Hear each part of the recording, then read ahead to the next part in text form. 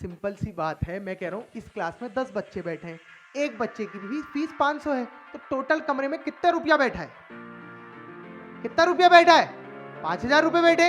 मैं कह रहा हूँ ये रूम के बाहर मैंने गार्ड खड़ा कर दिया कि रूम के अंदर मत, बहुत कम बच्चों को मत भेज, लगभग तो सारे बच्चे कहाँ पे इकट्ठा हो जाएंगे? रूम के बाहर पे, तो वहां पे आपस में कोलाइड करेंगे। अब यही कहानी समझना, ठीक है। मान रेजिस्टेंस मतलब होता है अपोज करना।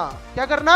अपोज करना। मैं ऐसे चल रहा हूँ, मैं आगे यहाँ पे रुक गया, बढ़ नहीं पा रहा हूँ, कोशिश कर रहा हूँ आगे बढ़ने की, तो मेरे को कोई क्या कर रहा है? रेजिस्ट कर रहा है, रोक रहा है। बाकी इसका पूरा कंटेंट यूट्यूब में अवेलेबल है हमारा, मैंने कल लिंक भेज दिया, आपने देखा हो अगर।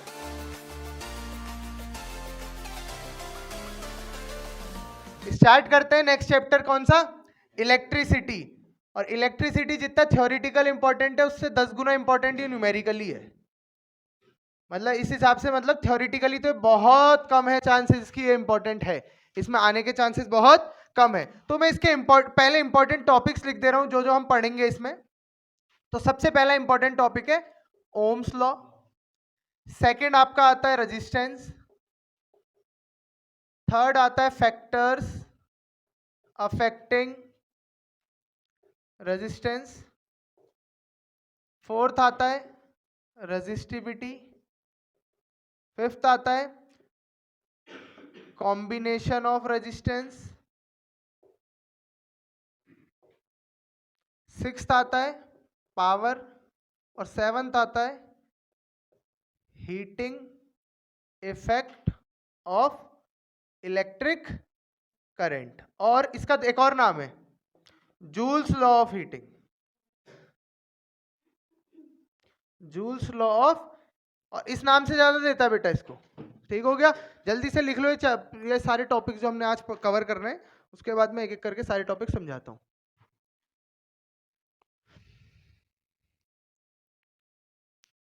अब देखो इसमें, देखो ना, इसमें हर टॉपिक से न्यूमेरिकल आने के चांस है बेटा, हर टॉपिक से। दिखा दूं? रेजिस्टेंस से न्यूमेरिकल आराम से आएगा, फैक्टर्स अफेक्टिंग से न्यूमेरिकल नहीं आएगा लेकिन एक क्वेश्चन पक्का आएगा, रेजिस्टिविटी से न्यूमेरिकल आएगा, कॉम्बिनेशन से पक्का एक क्वेश्चन न्यूमेरिकल का, पावर से भी न्यूमेरिकल आएगा, और हीटिंग इफेक्ट ऑफ इलेक्ट्रिक। ये देखो सब, अब मैंने क्यों लिखा है वहां पे न्यूमेरिकली इंपॉर्टेंट, इसीलिए। देखो ओम्स लॉ से आएगा तो स्टेटमेंट आएगा। स्टार्ट करते हैं ओम्स लॉ से। ओम्स लॉ, देखो ओम्स लॉ के लिए मैंने क्या कह रखा है आपसे, क्या चीज याद रखो? मात्र दो चीजें याद रखो। क्या है वो दो चीजें? At constant temperature V is directly proportional to I। बस ये दो चीजें जिसको याद है बेटा, उसको ओम्स लॉ भी आता है, रेजिस्टेंस भी आता है, फैक्टर्स अफेक्टिंग रेजिस्टेंस भी आता है, और रेजिस्टिविटी भी आता है। सिर्फ चार चीजें। क्या क्या? सिर्फ दो चीजें पढ़नी है, ये दोनों। इसके बाद ये चार टॉपिक आपके अपने आप आ गए, सिर्फ ये दो चीज पढ़ के। कैसे? देखो, अब सबसे पहले ओम्स लॉ कैसे आया इससे। ओम्स लॉ यही है, लॉ मतलब क्या होता है? स्टेटमेंट। ओम्स लॉ क्या कहता है? At constant temperature the current flowing across the conductor is directly proportional to the V। क्या होता है? Potential difference across its ends. ध्यान से समझना। मान लो एक ये कंडक्टर है, अब इसमें मैंने ओम्स लॉ को जस्टिफाई करना है, ओम्स लॉ को बताना है क्या होता है। तो according to Ohm's law at constant temperature, मतलब टेम्परेचर चेंज नहीं होगा, तो at constant temperature the current flowing across the conductor, इससे जो करंट फ्लो कर रहा है, इज डायरेक्टली प्रोपोर्शनल। किसके डायरेक्टली प्रोपोर्शनल है? To the potential difference. इसका पोटेंशियल डिफरेंस।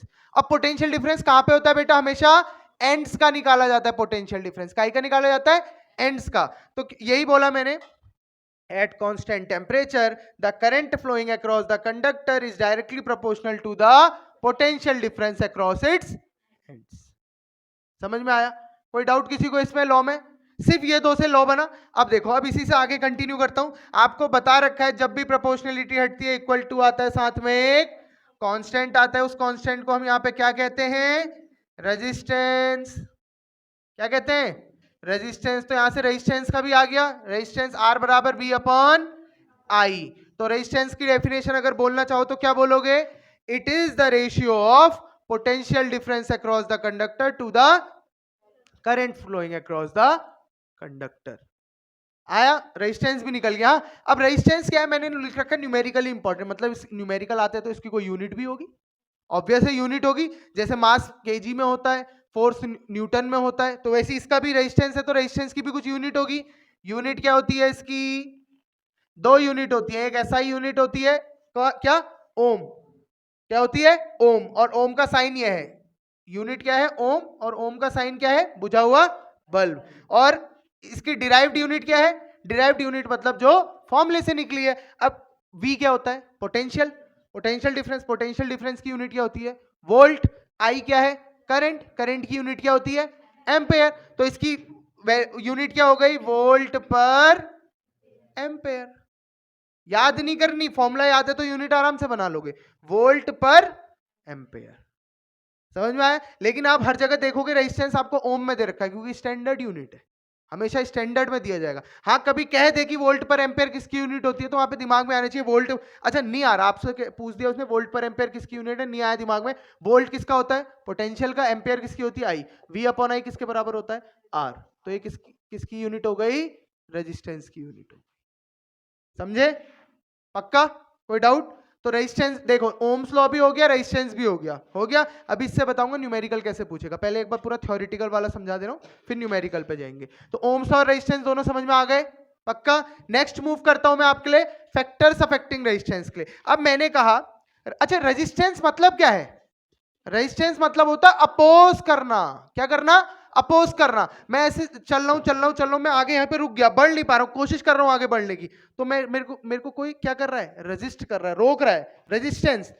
रेजिस्टेंस मतलब रोकना। ये चल रहा था, यहाँ पे मेरा हाथ आ गया, अब ये चल पाएगा आगे को? तो मैंने क्या कर दिया? इसको रेजिस्ट कर दिया। क्या कर दिया? रेजिस्ट कर दिया। तो यहाँ पे किसका रेजिस्टेंस होता है बेटा?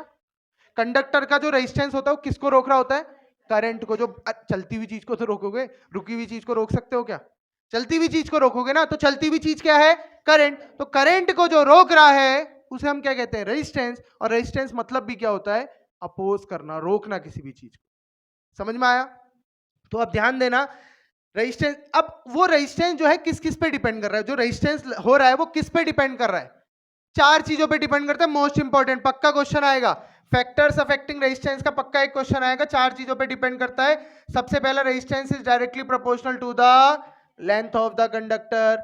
अब इसको समझते हैं, मतलब जितना लंबा लेंथ में जितना बड़ा लंबा कंडक्टर होगा उतना ज्यादा उसका रेजिस्टेंस होगा, जितना छोटा कंडक्टर होगा उतना कम रेजिस्टेंस होगा। मैं कह रहा हूं एक कंडक्टर ये है और एक कंडक्टर ये है, दोनों में रेजिस्टेंस किसका ज्यादा होगा? नीचे वाले का। क्यों? Because resistance is directly proportional to the length of the conductor. मतलब जितनी ज्यादा लेंथ, डायरेक्टली प्रोपोर्शनल का मतलब क्या था? जितनी ज्यादा लेंथ उतना ज्यादा रेजिस्टेंस। समझ में आया? क्वेश्चन क्या दे देता है इसमें? If the length of the wire is doubled, if the length of the wire is doubled, what changes we will see in the resistance. अगर लेंथ डबल हो गई तो रेजिस्टेंस भी क्या हो जाएगा? डबल। क्यों? डायरेक्टली प्रोपोर्शनल, जितना ये बदलेगा उतना ही ये भी बदलेगा। समझ में आया? पक्का? Next, resistance is inversely proportional to the area of cross section. Most important बेटा, मोस्ट इंपॉर्टेंट कह रहा हूं। Resistance is inversely proportional to the area of cross section. Area of cross section मतलब, वायर आपने देखी है कि कैसी होती है बेटा वायर? ये, अच्छा ये वायर, मतलब मान लो पतली वायर है, उसको थोड़ा मैं मैग्नीफाई करके दिखा रहा हूं तो कुछ ऐसी वायर ये वायर ही तो है। वायर का जो शेप होता है वो कैसा होता है? सर्कुलर है। सर्कल का एरिया क्या होता है? पाई आर स्क्वायर। मतलब रेजिस्टेंस किस पे डिपेंड कर रहा है? एरिया पे कर रहा है, और एरिया का फॉर्मूला क्या होता है? पाई आर स्क्वायर। मतलब रेजिस्टेंस जो है आपका किस पे डिपेंड कर रहा है? पाई तो कांस्टेंट वैल्यू है, पाई चेंज होगा नहीं, तो किस पे डिपेंड कर रहा है? रेडियस पे। किस पे डिपेंड कर रहा है? रेडियस पे। अब ध्यान देना, पहले मैं एरिया, देखो इसमें तीन टाइप के क्वेश्चन पूछता है, एक होता है इजी, मीडियम, टफ। इजी वाले में आपसे कहेगा if the area of the conductor is doubled. जो एरिया था वो डबल कर दिया, मतलब अगर इतनी इसकी रेडियस इतना था, मोटा इतना था, अब डबल कर दिया, मतलब लगभग इतना हो जाएगा। तो ये रेजिस्टेंस में क्या फर्क पड़ेगा? एरिया अगर डबल करा मतलब एरिया के बदले अब क्या आ जाएगा? 1/2a। तो टोटल रेजिस्टेंस में कितने का फर्क आया बेटा? 1/2 का फर्क आया। बताया ना, इनवर्सली प्रोपोर्शनल मतलब एक बढ़ेगा तो दूसरा घटेगा। तो अगर एरिया को डबल कर रहे हो तो रेजिस्टेंस क्या हो जाएगा? हाफ हो जाएगा। समझ में आया? ये इजी वाला है। अगर इजी दे दिया, कहेगा या तो एरिया डबल कर दिया, एरिया हाफ कर दिया। एरिया हाफ कर दूंगा तो रेजिस्टेंस क्या होगा? डबल हो जाएगा, क्योंकि ए को क्या कर दिया? हाफ, मतलब a/2 2, ये 2 कहाँ गया ऊपर, तो ये क्या बन गया 2/a, 2/a मतलब ट्वाइस हो गया। समझे, ये इजी आता है। अब दूसरा टफ के बारे में अगर मैं बोलूं, टफ के बारे में अगर मैं बोलता हूं, यहां पे टफ नहीं, मीडियम वाले में मैंने क्या कहा, रेडियस किस पे, ये एरिया किस, एरिया का फॉर्मूला क्या है, पाई आर स्क्वायर। अब अगर उसने कह दिया इफ द, वो पक्का एरिया पे तो पूछेगा ही नहीं, अगर ये क्वेश्चन देगा या तो रेडियस बोलेगा या डायमीटर बोलेगा, या तो रेडियस बोलेगा या डायमीटर। अब रेडियस बोलना है मतलब, अच्छा मुझे बताओ रेडियस क्या होती है। अच्छा, जितना बड़ा रेडियस, जितना बड़ा सर्कल होता है रेडियस छोटी होती है बड़ी होती है, उतना बड़ा रेडियस ना, जितना बड़ा सर्कल उतना बड़ा रेडियस, जितना छोटा सर्कल उतना छोटा रेडियस। मतलब अगर रेडियस बढ़ेगा तो एरिया बढ़ रहा है, एरिया बढ़ रहा है तो रेजिस्टेंस कम हो रहा है, जितना रेडियस कम हो रहा है उतना एरिया कम हो रहा है, उतना रेजिस्टेंस बढ़ रहा है। मतलब रेडियस के भी कैसा प्रोपोर्शनल है, इनवर्सली प्रोपोर्शनल। जितना रेडियस बढ़ेगा उतना रेजिस्टेंस घटेगा, जितना रेडियस कम होगा उतना रेजिस्टेंस बढ़ेगा। अब क्या कहते हैं ना, if the radius is doubled, अगर रेडियस डबल करते हैं तो इसमें क्या फर्क आएगा, नहीं यही गलती करते हैं, हाफ नहीं आएगा बेटा। यहां तो एरिया था, तो एरिया डबल करे तो उसका हाफ आ गया, लेकिन यहां पे रेडियस का स्क्वायर भी तो है, रेडियस में क्या है, स्क्वायर है। इसका मतलब देखो 1/πr² होता है, मैंने रेडियस को क्या कर दिया बेटा, डबल, 4πr² हो गया। पायर स्क्वायर तो पहले वाला था, तो कितने का चेंज आया, 1/4 का। समझ में आया 1/4 कैसा है, क्योंकि बेटा आर का स्क्वायर था, अगर यहीं पे मैं आर का हाफ कर देता मतलब r²/4, 4 कहां जाता, तो कितने का चेंज आता, 4 टाइम्स का चेंज आता। जब रेडियस की बात करेगा ना तो क्या करना है उस समय, स्क्वायर की वैल्यू, अगर हाफ कह रहा है तो 4 टाइम्स। वैसे अगर अच्छा एरिया में हाफ कहता तो आप क्या कहते, 2 टाइम्स। अगर एरिया में डबल कहता तो आप क्या कहते, हाफ। लेकिन जब रेडियस में कह रहा है ये चीज तो क्या बोलोगे, अगर डबल कह रहा है तो 1/4 टाइम्स, अगर 1/2 कह रहा है, हाफ कह रहा है तो 4 टाइम्स। कैसे आया मैंने बता दिया, आप लोग समझ में आए। ऐसी अगर डायमीटर देगा तो रेडियस का हाफ ही तो है, तो जैसा रेडियस में चेंज आएगा वैसी डायमीटर में भी तो आएगा।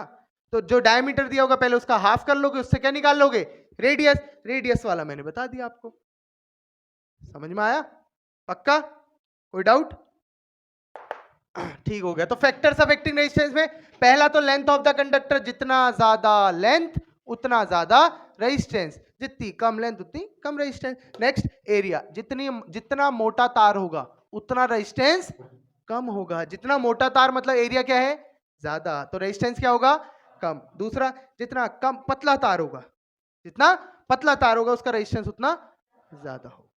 समझ में आए दो। तीसरी इसकी डिपेंडेंसी, तीसरा किस पे डिपेंड करता है, नेचर ऑफ मटेरियल यूज्ड। मतलब मान लो मैं कह रहा हूं मेरे पास दो कंडक्टर है, ठीक है, एक निक्रोम है एक कॉपर है, एक निक्रोम है एक कॉपर है। निक्रोम क्या है बेटा, एलॉय है। क्या है, एलॉय। एलॉय क्या होता है, जो दो या दो से ज्यादा मेटल या नॉन मेटल से मिलके बना होता है। तो एक मैंने कह दिया कॉपर है, एक है मैंने कहा निक्रोम है। अब मैं कह रहा हूं नेचर ऑफ मटेरियल यूज। अब मान लो एक बार मैं करंट इससे पास करवा रहा हूं, एक बार मैं करंट इससे पास करवा रहा हूं, कॉपर से और निक्रोम से। मुझे बताओ करंट आसानी से किस में फ्लो करेगी, राइट में लेफ्ट में, कॉपर में। क्यों, good conductor of heat electricity है, इलेक्ट्रिसिटी का गुड कंडक्टर है तो करंट को आगे जाने देगा। लेकिन निक्रोम क्या है, बहुत हाई रेजिस्टेंस वाला है, इसका रेजिस्टेंस क्या होता है बहुत ज्यादा। रेजिस्टेंस ज्यादा मतलब करंट को क्या करता है, रोकता है, बहुत ज्यादा रोकता है। इसका मतलब आगे बढ़ने नहीं देगा, और ये वाला आगे बढ़ने देगा। तभी तो हमारे जो भी इलेक्ट्रिकल अप्लायंस होते हैं, कोई भी चीज होती है उसमें हम कौन सी वायर लगाते हैं, कॉपर वायर। हमारा एक दो इलेक्ट्रिकल अप्लायंस जिसमें निक्रोम लगा होता है, रॉड, हीटर, प्रेस, क्या लगा होता है उसमें, निक्रोम। क्यों, मुझे वहां करंट तो चाहिए, साथ में मुझे क्या चाहिए, हीट चाहिए। अरे रॉड, मेरे को अगर हीटर लगाए, हीटर में मुझे क्या चाहिए, हीटर से हीट चाहिए, हीट चाहिए। हीट के लिए क्या चाहिए उसके बाद, अच्छा मैं अब कहानी बताता हूं होता क्या। अच्छा मुझे बताओ, मैं कह रहा हूं ये रूम के बाहर मैंने गार्ड खड़ा कर दिया कि रूम के अंदर मत, बहुत कम बच्चों को मत भेज, लगभग तो सारे बच्चे कहां पे इकट्ठा हो जाएंगे, रूम के बाहर पे, तो वहां पे आपस में कोलाइड करेंगे। तो अब ये कहानी समझना, ठीक है, मान लो ये निक्रोम है, ठीक है, यहां पर को ये निक्रोम आगे बढ़ने नहीं देगा, तो यहां तक तो करंट आ ही रहा है, यहां तक कोई दूसरी वायर लगी थी, यहां तक करंट आ रहा है। अब मैं चलो आपको प्रेस का समझाता हूं, मान लो ये प्रेस का बेस है, जो प्रेस का वो होता है बेस, और यहां पर से यहां पर तक आ रही है उसकी कौन सी, कॉपर की वायर। एक क्वेश्चन आता है आपका एनसीईआरटी में भी है, कहता है जो कनेक्टिंग कॉर्ड होती है वो कभी नहीं जलती, लेकिन ये क्यों जल जाता है, वो मतलब हीटर की बात बता रहा हूं, हीटर में जो कनेक्ट वो कॉर्ड होती है, कॉर्ड मतलब वो वायर, वो नहीं जलती, लेकिन वो रॉड कैसे जल जाती है। तो रॉड तो कॉपर की है, कॉपर क्या करता है, गुड कंडक्टर, वो यहां तक तो ला रहा है, लेकिन अब रॉड की क्या कहानी है, रॉड किसकी बनी है बेटा, निक्रोम की, निक्रोम वायर लगा है उसमें। अब निक्रोम क्या करता है, करंट जो यहां तक आ रहा है उसको आगे तो बढ़ने दे नहीं रहा, सारा करंट कहां पे रुक जा रहा है, यहां पे। करंट मतलब क्या है, फ्लो ऑफ इलेक्ट्रॉन। अब इलेक्ट्रॉन यहां पे इकट्ठा हो गए, बहुत सारे इलेक्ट्रॉन हो गए, तो आपस में क्या करेंगे, कोलाइड करेंगे, टकराएंगे, टकराएंगे तो क्या, इलेक्ट्रिसिटी रिलीज, मतलब हीट रिलीज करेंगे, बहुत, अरे दो बहुत सारे इलेक्ट्रॉन आपस में टकराएंगे तो हीट रिलीज होगी नहीं होगी, वही हीट तो यहां जा रही है आगे। समझ में आया, हीट कैसे, ये जल कैसे रहा है, ग्लो कैसे हो रहा है, हीट कैसे हो रहा है, क्योंकि यहां पे जो उसने करंट रोक दिया उसमें बहुत सारी हीट जनरेट हो रही, हीट जनरेट हो रही, तो क्या हो रहा, वो हीट कहां जा रही है, वो जा रही है आगे निक्रोम में। समझ में आया कि कैसे जलता है, वही प्रेस का भी काम है, प्रेस का जो बेस होता है वो तो आयरन या एल्यूमिनियम का होगा, लेकिन उसके अंदर से कभी देखोगे ना एक निक्रोम की प्लेट लगी होती है, तो निक्रोम की प्लेट क्या करती है, उसको गर्म करती है, वो गर्म उसके बाद किस पे आता है, नीचे जो बेस होता है, उसके बाद हम प्रेस कर पाते हैं। समझ में आया, हीटर प्रेस कैसे काम करते हैं, पक्का। तो वही है नेचर ऑफ मटेरियल यूज, मतलब जैसा मटेरियल आप यूज कर रहे हो उस हिसाब से रेजिस्टेंस, अगर मैंने कॉपर यूज किया तो रेजिस्टेंस कम, निक्रोम यूज किया तो रेजिस्टेंस ज्यादा। समझ में आया नेचर ऑफ मटेरियल। और चौथा और आखिरी किस पे डिपेंड करता है, टेम्परेचर पे। टेम्परेचर का बहुत अच्छा एग्जांपल बताता हूं मैं आपको, चार्जर देखे आपने, चार्जर घरों में चार्जर क्या होता है, जल्दी कभी कभी जब चार्जिंग आपने फोन चार्ज में लगाए होते हैं तो बहुत सारी हीट हो, मतलब हीट हो जाते हैं, हीट मारता है, उस वक्त आपका फोन चार्ज अच्छे से नहीं हो पाता, क्यों, अब देखो करंट तो उसने भेजा, लेकिन उस वक्त उसका रेजिस्टेंस क्या हो गया, ज्यादा हो गया, रेजिस्टेंस ज्यादा हो गया मतलब उसने करंट रोका, करंट रोका मतलब एलिमेंट को गर्म कर दिया उसने, अब एलिमेंट गर्म कर दिया, रोक दिया, तो क्या फोन चार्ज हो पाएगा, फोन चार्ज किससे हो रहा था मेरा, जो करंट आ रही थी, लेकिन करंट तो रोक दी गई थी। तो जितना ज्यादा टेम्परेचर होगा उतना ज्यादा रेजिस्टेंस बढ़ेगा, जितना कम टेम्परेचर होगा उतना कम रेजिस्टेंस होगा। समझ में आया, मतलब आप कह सकते हो resistance is directly proportional to temperature. समझे कि जितना ज्यादा टेम्परेचर होगा रेजिस्टेंस भी उतना ज्यादा होगा, जितना कम टेम्परेचर होगा उतना कम रेजिस्टेंस होगा। समझ में आया, कोई डाउट, पक्का। तो फैक्टर्स अफेक्टिंग से बेटा मैंने बता दिया, इन दो से तो पक्का क्वेश्चन आएगा, पक्का है, ठीक है, समझे, ये नोट कर रहे हो तो नोट करो, फिर नेक्स्ट पे जाते हैं आगे, स्टार्ट। चलो अब आता है नेक्स्ट टॉपिक हमारा कौन सा, कॉम्बिनेशन ऑफ रेजिस्टेंस। बेटा एक क्वेश्चन आ रहा है इससे, आई एम सॉरी, उससे पहले हमारा क्या है, रेजिस्टिविटी। अब बेटा जिसको फैक्टर्स अफेक्टिंग आता है उसको क्या आता है अपने आप ही, रेजिस्टिविटी। देखो क्या मैंने क्या कहा था, रेजिस्टेंस किस किस पे डिपेंड करता है, लेंथ और एरिया पे, लेंथ पे डायरेक्टली, एरिया पे इनवर्सली। क्या इन दोनों को कंबाइंड फॉर्म में मैं ऐसा लिख सकता हूं, R is directly proportional to L upon A, लिख सकता हूं। अब आपको पता है प्रोपोर्शनलिटी हटती है तो साथ में इक्वल टू आता है, और एक जैसे पहले उस जगह कांस्टेंट का नाम क्या था, रेजिस्टेंस, यहां पे जो कांस्टेंट आ रहा है उसका नाम क्या है, रेजिस्टिविटी, जिसे हम क्या कहते हैं, रो। जैसे उसका प्रोनाउंसिएशन रेजिस्टेंस था, इसका प्रोनाउंसिएशन क्या है, रेजिस्टिविटी। तो रेजिस्टिविटी का फॉर्मूला अगर यहां से निकालू तो क्या निकल जाएगा, आर ए अपॉन एल। अब वहां रेजिस्टेंस की यूनिट क्या थी, ओम, यहां इसकी अगर यूनिट निकालू, याद मत करना, निकाल लो, रेजिस्टेंस की क्या होती है, ओम, एरिया किस में होता है, मीटर स्क्वायर, लेंथ किस में होती है, मीटर, 1 मीटर से 1 मीटर कटा तो रो क्या हो गया, ओम। तो यूनिट क्या हो गया बेटा रेजिस्टिविटी की, ओम मीटर। अब एक इंपॉर्टेंट चीज आपको ये तो पता चल गया, जितना ज्यादा रेजिस्टेंस करंट उतना ज्यादा है कम, रेजिस्टेंस जितना ज्यादा करंट उतना ज्यादा है उतना कम, कम, इनवर्सली है ना। अब मुझे बताओ क्वेश्चन ना रेजिस्टिविटी पे पूछ लेते हैं कि अगर रेजिस्टिविटी, एक की resistivity 2.3 into 10 to the power -8 है, एक की 2.5 इंटू 10 टू दी पावर -8 है, ये रो 1 है, ये रो 2 है। किस में करंट ज्यादा बह रहा होगा? मैंने अभी क्या कहा, जिसका रेजिस्टेंस ज्यादा उसमें करंट कम। अब आप देखो रेजिस्टेंस और रेजिस्टिविटी में रिलेशन कैसा है, डायरेक्टली प्रोपोर्शनल है। एक बढ़ेगा तो दूसरा बढ़ेगा, एक घटेगा तो दूसरा घटेगा। तो जितना ज्यादा रेजिस्टिविटी होगी उतना कम करंट होगा, जितनी कम रेजिस्टिविटी होगी उतना ज्यादा करंट होगा। नहीं समझे? अरे दोनों कैसे एक दूसरे के कैसे प्रोपोर्शनल है मुझे ये बता दो डायरेक्टली। मतलब रो बढ़ा तो आर बढ़ा, रो कम हुआ तो आर कम हुआ। अब आर रो बढ़ने से आर बढ़ रहा है, आर बढ़ रहा है मतलब करंट कम हो रहा है। रेजिस्टेंस का बढ़ना मतलब बहुत ज्यादा रोक दे रहा है, मतलब करंट क्या हो जाएगा? कम हो जाएगा। समझे? कोई डाउट? तो कंफ्यूज मत करना, जैसा रेजिस्टेंस है रिलेशन में वैसी रेजिस्टिविटी भी है, अलग नहीं है, उल्टा नहीं है, सेम है। जैसा रेजिस्टेंस वैसा ही रेजिस्टिविटी भी। तो इसकी यूनिट ये आगे इससे न्यूमेरिकल दे सकता है। न्यूमेरिकल में भी आपको क्या करेगा, आपको एरिया दे देगा। एरिया ना देके ज्यादा से ज्यादा क्या देगा? डायमीटर देगा। डायमीटर की हेल्प से रेडियस, रेडियस की हेल्प से एरिया निकाल लोगे, वो देगा। उसके बाद लेंथ आपको डायरेक्टली दे देगा। रेजिस्टेंस नहीं देगा तो वी और आई देगा। तो मैं ओम्स लॉ से V equals to I R से पहले क्या निकाल लूंगा? आर निकाल लूंगा, वी अपॉन आई करके देगा। वैसे रेजिस्टेंस आपको क्या देगा? रेजिस्टिविटी निकालो। समझ में आया? कोई डाउट? पक्का? तो न्यूमेरिकल इससे डायरेक्ट फॉर्मूले पे आएगा, आएगा तो ठीक है, नोट कर लो इसको न्यूमेरिकल के लिए।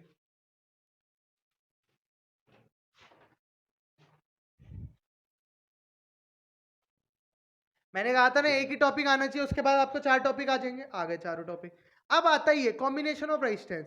अब एक ही रेजिस्टेंस से कहीं कहीं पे काम नहीं बनता। अरे करंट तो ऐसा थोड़ा है खाली मैं घर में अपना फोन ही चार्ज कर रहा हूँ तो रेजिस्टेंस उसी का देखूं। मैंने तो बहुत जगह, बहुत बड़ी बड़ी जगहों पे हाइड्रो पावर प्लांट कहाँ कहाँ पे करंट भेज रहे हैं, हो रहा है नहीं हो रहा है? तो वहां पे क्या है, बहुत सारा करंट जा रहा है। तो रेजिस्टेंस, एक रेजिस्टेंस से काम चल जाएगा वहां? तो क्या करेंगे, बहुत सारे रेजिस्टेंस लगाएंगे। तो रेजिस्टेंस का क्या बताया था मैंने, काम करंट को रोकना है। ठीक है, तो अब ये चीज ध्यान रखना। तो क्या है कॉम्बिनेशन ऑफ रेजिस्टेंस? अभी देखो कंबाइन, कंबाइन क्या करूंगा? कंबाइन मतलब जोड़ना। अब कोई भी दो चीजें उनको कैसे जोड़ लूंगा रेजिस्टेंस में? अच्छा रेजिस्टेंस का ना सिंबल ये होता है ऐसा, मतलब सर्किट डायग्राम में जो बना होगा इस तरीके का होगा। समझ में आया? अब देखो, अब कहानी क्या कहती है, या तो आप सीरीज में जोड़ सकते हो। सीरीज मतलब क्या हो गया, पहला रेजिस्टेंस दूसरा रेजिस्टेंस, नाम से पता चला सीरीज मतलब लगातार R1 R2 R3। ठीक है, और ये यहाँ पे बैटरी अटैच कर रखी है। यहां से क्या जाएगा करंट, इस ये पोटेंशियल होगा, ये हो गया। ठीक हो गया, सीरीज में जोड़ रखा है। तो अब मैं इसका फॉर्मूला डिराइव करा रहा हूं, वो हमने पहले कर चुके हैं। ठीक हो गया, तो अब इसका फॉर्मूला जो सीरीज का टोटल रेजिस्टेंस, अच्छा आपको ना क्वेश्चन में कहेगा या तो नेट रेजिस्टेंस निकालो, या टोटल रेजिस्टेंस निकालो, या अफेक्टिव रेजिस्टेंस निकालो। तो कंफ्यूज मत करना, उस सबका मतलब क्या है, टोटल रेजिस्टेंस। तो आर, अगर यहाँ पे टोटल रेजिस्टेंस का फॉर्मूला निकालता हूँ सीरीज के लिए, तो वो क्या बन जाता है, R1 plus R2 plus R3। मतलब डायरेक्टली ऐड कर दो। मान लो यहाँ पे 4 5 6 ओम है, 4 ओम 6 ओम 8 ओम है। तो अगर मुझे नेट रेजिस्टेंस निकालना है तो कितना आ जाएगा, 4 प्लस 6 प्लस 8 18 ओम आंसर। ठीक हो गया। लेकिन पेपर में क्वेश्चन ऐसा नहीं देगा, पेपर में इसके बाद, अच्छा इसका जो दूसरा टाइप होता है फिर बता दो क्वेश्चन कैसा देता है, पहले ये समझो। दूसरा कैसा कॉम्बिनेशन है, पैरेलल। नाम से क्या लग रहा है पैरेलल मतलब,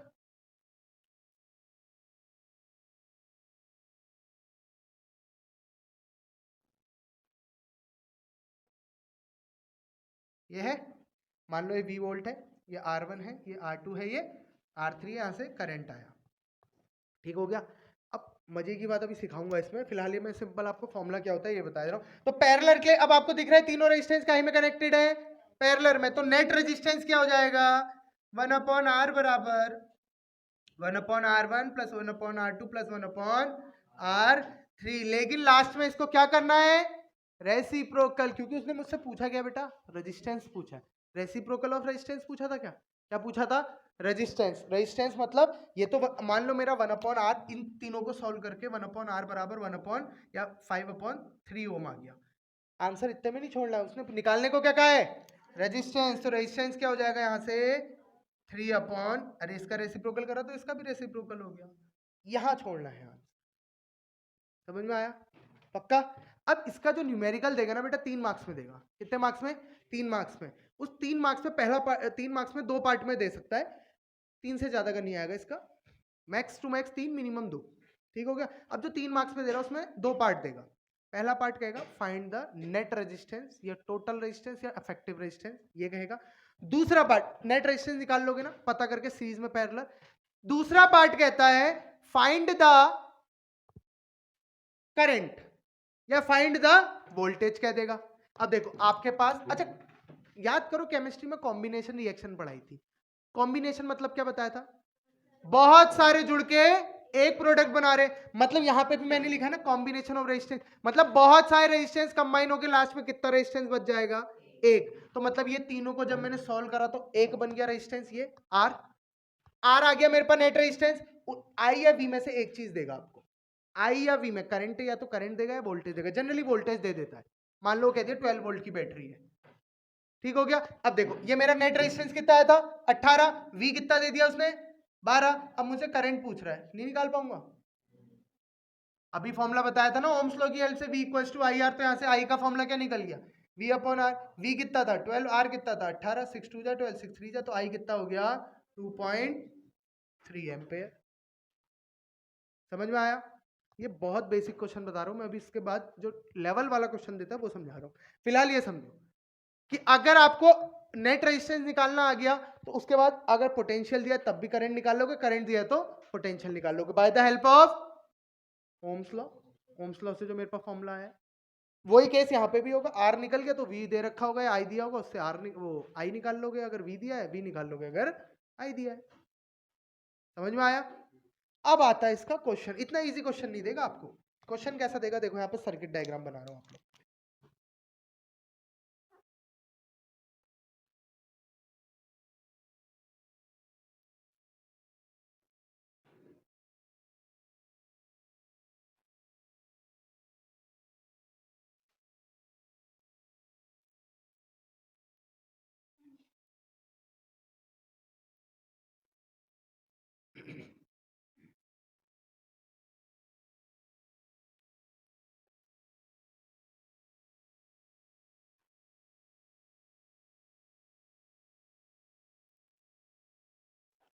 ठीक है, अब देखो, अब कंफ्यूजन, अब बच्चा कंफ्यूज कर जाता है कि कौन सीरीज में कौन पैरेलल में। कंफ्यूज नहीं करना है, उंगली सबके पास है, ये उंगली रखो कहाँ पे? जहां से सोर्स ऑफ बैटरी है, मतलब जहां से करंट स्टार्ट हो रहा है। यहाँ से करंट स्टार्ट हो रहा है, लेते हुए चलो, लेते हुए चलो। ये उंगली नहीं है, आप समझो आप रास्ते रास्ते चल रहे हो, रास्ते रास्ते चल रहे हो, कहीं पे डाइवर्स, यहाँ पे डाइवर्जन आया। डाइवर्जन मतलब क्या है? दो राह, दो राह है, एक ही तो रास्ता है, एक ही तो रास्ता है। दो रास्ते आ गए मेरे पास, या तो इधर को जाऊं या इधर को जाऊं। जहां पे भी रास्ता बट रहा है, मैं ये उंगली में लेके क्या चल रहा था? करंट। क्या लेके चल रहा था? करंट। तो यहां से जैसे मैं करंट लेके निकला, यहां पे मुझे करंट दिख गया बटता हुआ। क्या दिख गया? बटता हुआ। अब एक बहुत इंपॉर्टेंट चीज समझा रहा हूं, समझ लो। सीरीज के लिए, सीरीज के लिए पढ़ लो, पैरेलल उसका उल्टा है। अब देखो, आप मुझे बताओ ये कैसा है बेटा कॉम्बिनेशन? सीरीज, सबको पता है सीरीज है। मैं यहां से करंट लेके गया, करंट कहीं बटेगा, मतलब सीरीज में करंट चेंज, तो आई क्या रहता है? सेम। तो इस V क्या हो जाएगा? V चेंज की होता है। आप देखो पोटेंशियल की, पोटेंशियल डिफरेंस की अगर मैं डेफिनेशन याद करूं, रिमाइंड करूं अपने आप में, पोटेंशियल डिफरेंस कहता था दो एंड पॉइंट्स के बीच का काम कितना करा गया? दो एंड पॉइंट के, from one point two another point, work done in bringing unit positive charge from one point two another. अब मुझे क्या पता यहाँ से यहाँ में, जितना यहाँ से यहाँ में काम करना पड़ा उतना यहाँ से यहाँ, उतना यहाँ से यहाँ इक्वल होगा। जरूरी है क्या? क्या पता रेजिस्टेंस इसका ज्यादा है, ये ज्यादा है, ये और कम है, काम में भी तो डिफरेंस होगा। तो वोल्टेज इसलिए क्या हो रहा है? चेंज हो रहा है। अब दूसरी चीज आती है किसकी? पैरेलल। मैंने क्या कहा? सीरीज याद करो, पैरेलल उसका उल्टा। अब देखो नहीं याद है पैरेलल मतलब क्या था? अब करंट यहां से आया बेटा तो क्या हो जाएगा? करंट बट रहा है, मतलब पैरेलल में क्या चीज चेंज हो रही है? आई क्या हो रहा है? चेंज हो रहा है। तो V क्या रहेगा? अब V सेम क्यों रहेगा? अरे यहां से यहां जितना काम करना पड़ा है उतना ही था। मैं कह रहा हूं ये दोनों डिस्टेंस इक्वल है, मेरे को जितना टाइम यहाँ से यहाँ जाने में लगेगा उतना ही टाइम यहाँ से यहाँ जाने में भी तो लगेगा। क्यों? डिस्टेंस इक्वल है, इक्वल डिस्टेंस है। समझ में आया? तो यहाँ पे भी आप ज्यादा अगर कॉन्सेप्ट वाइज में भी बता दिया मैंने, समझाने वाइज भी बता दिया कैसे आई क्यू चेंज हो, क्यू सेम हो रहा है, यहाँ पे आई क्यू चेंज हो रहा है। तो पैर सीरीज में आता आई सेम वी चेंज, पैरेलल में उसका उल्टा। तो सिंपल आप आई के बारे में पढ़ो ना, आई की हेल्प से वी आया, इन दोनों की हेल्प से ये वाला आया। किसको समझ में नहीं आया बेटा? आ गया? पक्का? आगे मूव कर रहा हूं। अब देखो अच्छा अब मुझे ना, मेरे को अगर ये पता है तो मुझे सीरीज पैरेलल आ गया। यहां देखना, मैं करंट लेके गया, करंट बट गया। करंट बटता कहां था? पैरेलल में। मतलब ये दोनों आपस में किसमें है? पैरेलल में। इन दोनों को ठीक होगी ये। अब मैंने दिमाग में कहीं पे किनारे पे लिख लिया R1 and R2 are in parallel combination. ठीक हो गया। अब मैं फिर आगे गया, आगे जाके जो करंट बटी थी आगे जाके फिर मिली, मैं आगे गया गया गया, फिर यहाँ पे क्या हो गया? बट गया। मतलब अब ये दोनों भी किसमें है? तो R3 and R4 are in parallel. अब ये क्या बताया था मैंने, क्या है ये? Combination of resistance. इन दोनों को कंबाइन करके सॉल्व करूंगा तो एक आंसर आएगा, एक आया। फिर इन दोनों को सॉल्व करके भी एक आया। कॉम्बिनेशन क्या कहा था मैंने? कॉम्बिनेशन करके एक आएगा ना। इन दोनों को सॉल्व करके एक आया, इन दोनों को सॉल्व करके एक आया। अब यहां, अब ये सर्किट डायग्राम कुछ ऐसा बन गया, ये आर डैश और ये R double dash. R dash इन दोनों को सॉल्व करके आया, डबल डैश इन दोनों को सॉल्व करके। अब ये दोनों कैसे हैं? कैसे कनेक्टेड है? सीरीज में। तो इसके बाद नाउ जैसे पहले इसको सॉल्व करा, फिर इसको सॉल्व करा, फिर R dash and R double dash are connected in series. तो सीरीज के फॉर्मूले में क्या होता है? सिंपल प्लस कर देता हूं। तो मैंने प्लस करा तो मेरा नेट रेजिस्टेंस आ गया। पहला पार्ट इतना था इसका, 1.5 मार्क्स मिलेगा पहला पार्ट का, या 2 मार्क्स भी का भी दे सकता है। सेकंड पार्ट में अगर उसने यहाँ पे दिया हो 12 वोल्ट, आपका नेट रेजिस्टेंस आ रहा है 18 और पूछ रहा है करंट निकालो, तो फिर से वही formula V equals to I R. Potential दे रखा है 12, नेट रेजिस्टेंस आया था आपका 18, तो I कितना आ जाएगा? 2/3 एम्पियर। समझ में आया? पक्का? कोई डाउट? क्वेश्चन कैसे आ सकता है? समझ में आया? आप ये मत सोचो कि सीरीज है पैरेलल है, मैंने बता दिया कैसे पता लग रहा है। जहां पे करंट बढ़ता हुआ दिखेगा वहां पे क्या हो रहा है?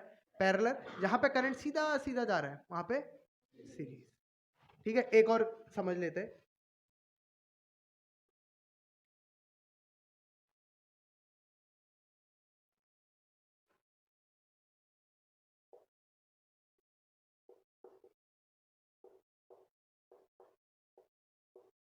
अब मुझे बताओ इसमें क्या है? सीरीज पैरेलल दोनों है, लेकिन कौन किसके साथ सीरीज? सबसे पहले क्या करेंगे मुझे ये बताओ, किस किस को सीरीज में करेंगे? अब देखो, अंगुली करंट लेके गया, यहाँ पे बट गया। अच्छा, यहाँ पे जैसी बटा था मैंने लिख दिया था R1 and R2 are in parallel, लेकिन ये बटा तो मैंने देखा ऊपर दो है, एक ही होता तो मैं सीधे इन दोनों को क्या करता? जैसे यहाँ पे पैरेलल में क्या डायरेक्ट पैरेलल, लेकिन अब मुझे दिख रहा है बट के यहाँ पे कितने हैं? ये दोनों तो आपस में सीरीज में है ना, तो इन दोनों को पहले सीरीज में करा तो इन दोनों का एक बना, फिर इन दोनों को सीरीज में करा, इन दोनों का एक बना, तो फिर ये ऐसा बन जाएगा कुछ, खाली इतना है, उन दोनों का एक, नीचे वाले दो का एक। अब वो दोनों फिर काहे में है? ये तो दोनों का एक बन के आएगा, ये दोनों का एक बन के आएगा, वो काहे में होंगे? पैरेलल में होंगे। समझ में आया? कंफ्यूज नहीं करना है, जहां बटा वहां पैरेलल, जहां नहीं बट रहा वहां पे सीरीज। समझे? पक्का? अब देखो बेटा, पावर में कितने फॉर्मूले?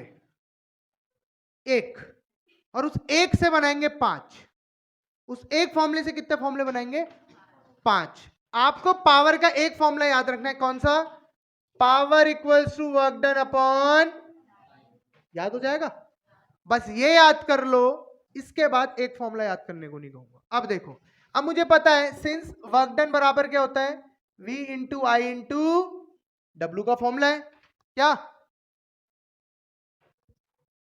V into I into T, तो पावर की जगह V, डब्ल्यू की जगह V into I into T upon T. T से टी घटा, पावर क्या आ गया? दूसरा फॉर्मूला आ गया। हाँ, आ गया। अब सिंस V का फॉर्मूला क्या होता है? आई आर, तो P का क्या हो गया? आई आर इंटू आई, तो P का नया फॉर्मूला आई स्क्वायर आर। अब मुझे जैसे यहाँ V की जगह पुट करा, I की जगह भी तो पुट कर सकता हूँ। ऑल्सो यहाँ से I का फॉर्मूला अगर निकालू तो क्या निकलेगा? V अपॉन आर, तो पावर की जगह रखता हूँ V into V upon R, तो पावर का चौथा formula V square upon R. 1 2 3 4 5। समझ में आया? याद नहीं करना है, सिर्फ एक कर लो बस। समझे? पक्का? अब देखो, मैंने आपको स्टार्टिंग में जो चीज थी वो नहीं बताई। क्या? Electric charge, number of electrons, और इलेक्ट्रिक करंट, पोटेंशियल डिफरेंस। ठीक हो गया? अब वो बताऊंगा मैं। पावर समझ में आ गया? अब इसलिए बता रहा हूं क्योंकि यहाँ पे उसका यूज आएगा एक जगह पे। अभी तक जो कहानी थी समझ में आई बेटा पावर की? ठीक हो गया। अब आपको देखो इसमें ना, ये चैप्टर न्यूमेरिकली क्यों इंपॉर्टेंट है, क्योंकि इसमें आप देखो फॉर्मूले बहुत है ना, जहां फॉर्मूले होंगे वहां पे न्यूमेरिकल अपने आप ही होगा। तो एक फॉर्म, चार्ज क्या होता है? इलेक्ट्रिक चार्ज क्यू, Q बराबर N इंटू ई पहला फॉर्मूला है, Q बराबर I इंटू टी दूसरा फॉर्मूला है। Q के ही दोनों है। अब देखो क्वेश्चन क्या कहते हैं ना,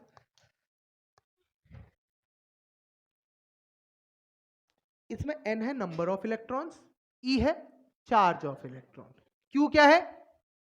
चार्ज। और चार्ज की यूनिट क्या होती है? कूलम्ब। क्या होती है?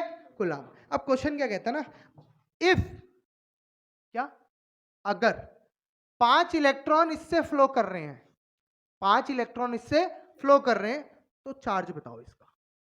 क्या बताओ? चार्ज। बहुत आसान है। उसने मुझे क्या दे दिया है? 5 क्या था? N। ये वाला फॉर्मूला यूज कर रहा हूं, ठीक है? Q बराबर N कितना दे रखा है? 5।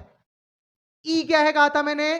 Charge of electron. और चार्ज ऑफ इलेक्ट्रॉन याद होना चाहिए कितना होता है? 1.6 into 10 to the power minus 19 coulomb. तो यहां से Q बराबर 16 5 जा 80, तो 8 into 10 to the power minus 19 coulomb हो गया मेरा इस रॉड का चार्ज। समझ में आया? पक्का? सिंपल सी बात है। मैं कह रहा हूं इस क्लास में 10 बच्चे बैठे हैं, एक बच्चे की फीस 500 है, तो टोटल कमरे में कितना रुपया बैठा है? कितना रुपया बैठा है? 5000 रुपए बैठे। वही है, एक रॉड में 5 इलेक्ट्रॉन है, तो उस रॉड में कितना चार्ज होगा? एक का जितना होगा इंटू 5। समझे? तुम पैसों की भाषा जल्दी समझते हो ना, तब तुम्हें ये समझाना पड़ता है।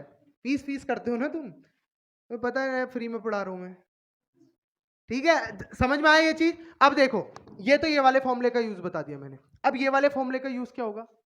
सिंपल, आपको करंट दिया होगा, टाइम कहेगा अगर 5 एम्पेयर का करंट 10 मिनट के लिए फ्लो कर रहा है, तो चार्ज क्या होगा? कितना होगा?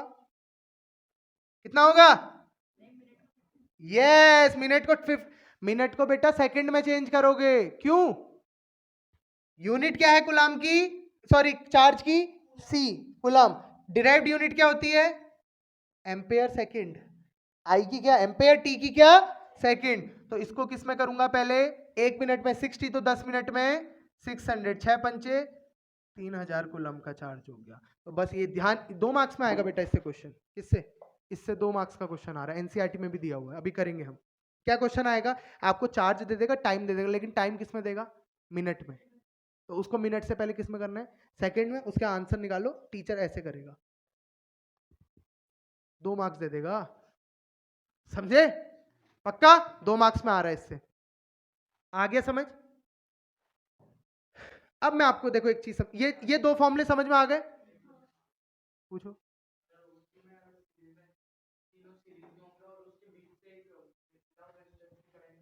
ना ना, कोई क्यों, करंट रुकेगा ही नहीं। बिना रेजिस्टेंस वाली वायर को हम इंक्लूड ही नहीं करेंगे। ले तेरे को मैं यहां समझाता हूं, देख मैं समझ गया तेरी बात।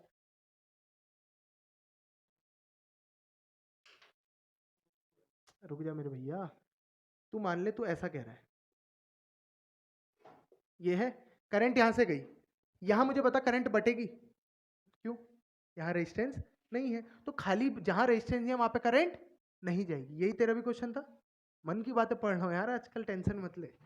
समझ में आ गया बेटा ये वाला कॉन्सेप्ट? अब देखो एक और क्वेश्चन बहुत अच्छा बना था। क्या बना था? आपको क्या करेगा ना, आई दे देगा, टी दे देगा, एन पूछेगा। If 5 ampere of current is passing, यही क्वेश्चन दे देगा। अगर 5 एम्पेयर का करंट 10 मिनट के लिए जा रहा है, तो नंबर ऑफ इलेक्ट्रॉन बताओ। या तो ऐसा कर लो कि पहले क्यू निकालो फिर यहाँ पे क्यू पुट करो, ई से डिवाइड कर दो, या फिर दोनों के एलएचएस इक्वल तो दोनों के आरएचएस भी इक्वल, तो एन क्या हो जाएगा आई टी अपॉन ई। तो आई मेरे को दिया है 5, टी मेरा आया था कितना 600 अपॉन ई क्या 1.6 into 10 to the power minus 19, तो एन आ जाएगा मेरा जो आएगा नंबर ऑफ इलेक्ट्रॉन्स।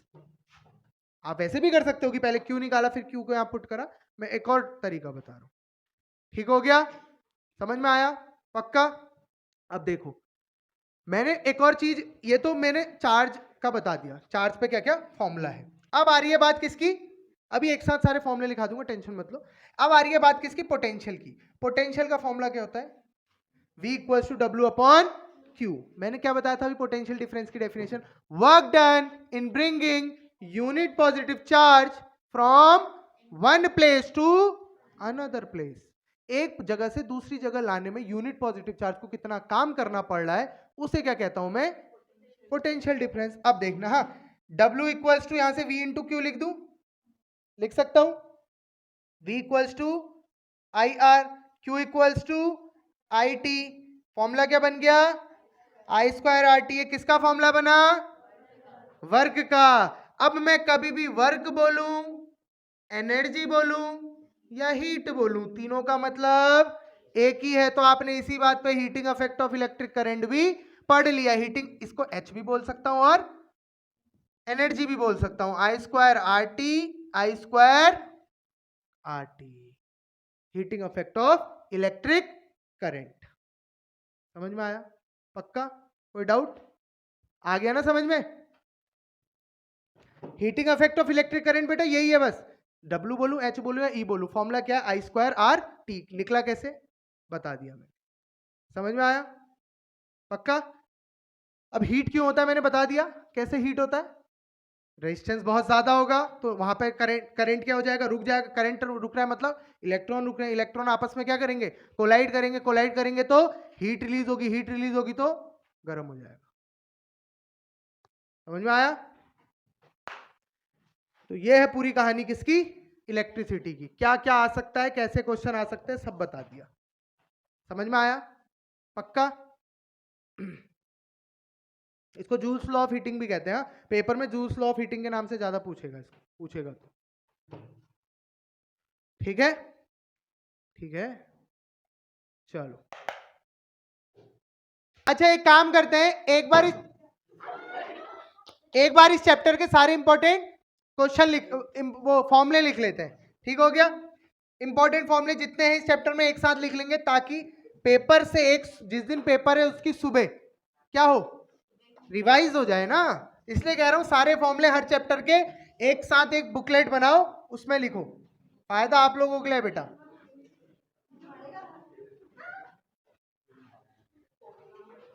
तो देखो सबसे पहला फॉर्मूला मैं स्टार्ट कर रहा हूं, Q इक्वल्स टू एन ई।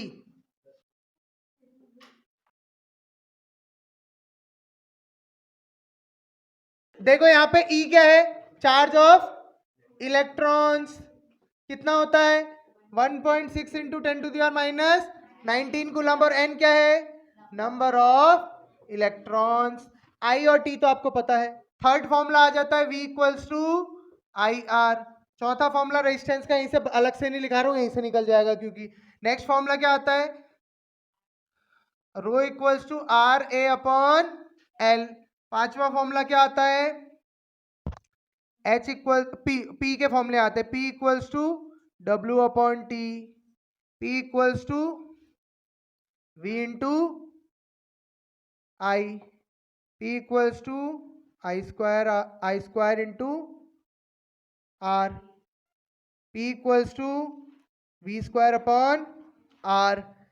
छठा फॉर्मूला क्या आ जाता है, H equal to E equal to W equals to, सब किसके बराबर है, आई स्क्वायर आर टी। अगर कोई मिस तो नहीं हो रहा है इसमें, हाँ V equals to W upon Q। और कोई फॉर्मूला है,